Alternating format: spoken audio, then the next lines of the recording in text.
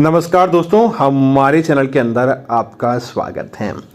दोस्तों, रक्षाबंधन अब भाई बहनों के प्रेम का त्योहार होता है और साथ ही साथ दोस्तों इस रक्षाबंधन के त्योहार की अनेक पौराणिक मान्यताएं हैं। जो बहनें अपने भाइयों की कलाई पर राखी बांधती है, अब भाइयों की उम्र लंबी होती है और साथ ही साथ दोस्तों बहनों का भी वैवाहिक जीवन उत्तम होता है। बहनों के जीवन के अंदर किसी विशेष चीज की कमी नहीं रहती और उन्हें हर प्रकार का ऐश्वर्य और सुख प्राप्त होता है।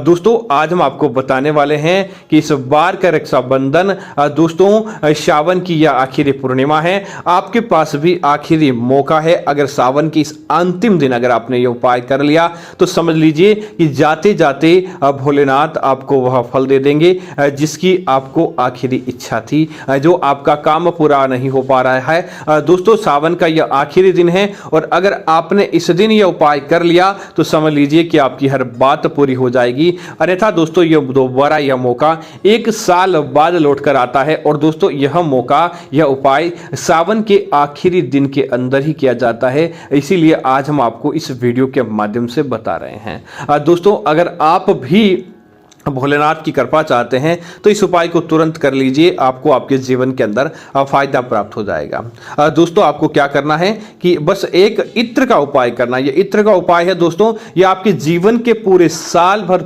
सुगंध भर देता है, आपके पूरे जीवन के अंदर खुशियों की रोशनी लेकर आता है। एक ऐसी सुगंध लेकर आता है जो न तो कभी नश्वर होती है न कभी समाप्त होती है और आप जब तक जीते हैं तब तक आपको महकाती रहती है। दोस्तों, बाजार में 10-20 रुपए के अंदर आराम से इत्र की डब्बी मिल जाती है।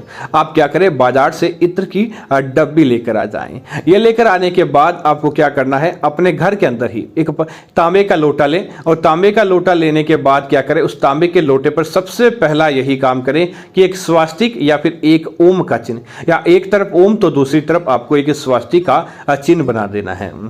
दोस्तों, ऐसा बनाने के बाद आपको क्या करना है, उस तांबे के लोटे के अंदर आपको जल भरना है और जल भरते समय मंत्र बोले ओम त्र्यंबकेश्वराय नमः, ओम त्र्यंबकेश्वराय नमः, अर्थात कि तीनों लोकों में निवास करने वाले देवताओं आपकी जय हो। और त्र्यंबकेश्वर भगवान ब्रह्मा, विष्णु और महेश को भी कहा जाता है।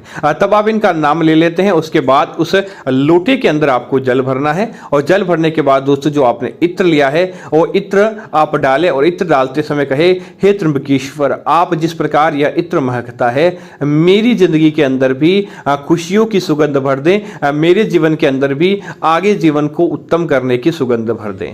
ऐसी मनोकामना करने के बाद आपको क्या करना चाहिए, वह इत्र डाल दें। उसी के साथ ही दोस्तों गुलाब जो बाजार में आपको आसानी से मिल जाता है, गुलाब की कुछ पंखुड़ियां ले लें।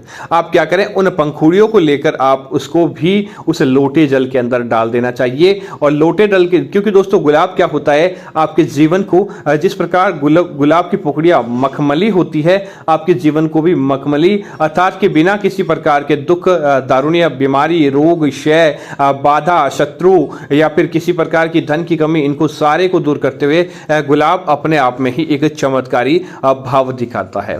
अब क्या करें, आपके आसपास कहीं भी शिवालय है, शिव मंदिर है, इस रक्षाबंधन के दिन आप वहां पर, सावन का आखिरी पूर्णिमा आखिरी दिन है, आप शिवालय चले जाएं और वहां पर जाकर आप भोलेनाथ के शिवलिंग पर आपको वह जल की धारा चलाएं। दोस्तों, कई लोग इस बात की गलती कर बैठते हैं कि लोटा लिया और जैसे कोई उनको बहुत ज्यादा इंतजार करना पड़ रहा है या फिर बहुत कोई आगे अर्जेंट काम है, प्रभु से क्या बड़ा काम, उस लोटे को सीधा उधाल देते हैं और ओम नमः शिवाय बोलकर चलते बनते हैं। आपको ऐसा नहीं करना है। उस लोटे जल की धारा को आराम से धीरे धीरे आप शिवलिंग पर आने दें।